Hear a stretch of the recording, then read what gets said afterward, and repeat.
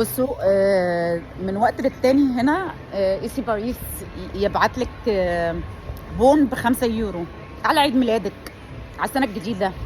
عامله من عندهم طلبيه كبيره، فيروحوا باعتين لك كادو كده 5 يورو. فمره من المرات جالي البون ده وجيت استعمله بقى داخله. ممكن تلاقي لك قلم روج ماركه، ازازه مانيكير ماركه نازله في تخفيض 70%، تدفعي فيها ال5 يورو. فمره كنت جايه بالبون بتاعي او الكادو بون بتاعي ده، وبقول لهم انا عايزه اشتري دي. قالت لي لا، 100 مير خلدخ، يعني خلاص منتهي الصلاحيه. يعني ده كانت صلاحيته منتهيه، معرفش من 4 شهور ولا معرفش من امتى كده. ف بدات اعمل مشاكل بقى، اللي هو فين المدير؟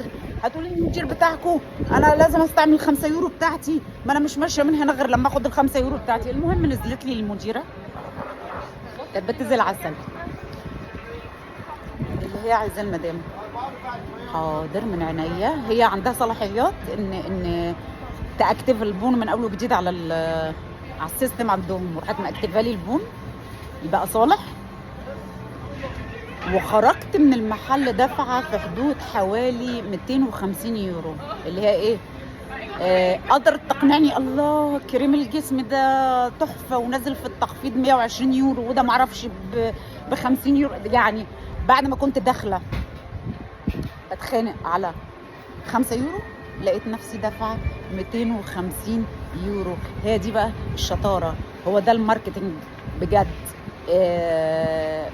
برافو برافو برافو برافو برافو.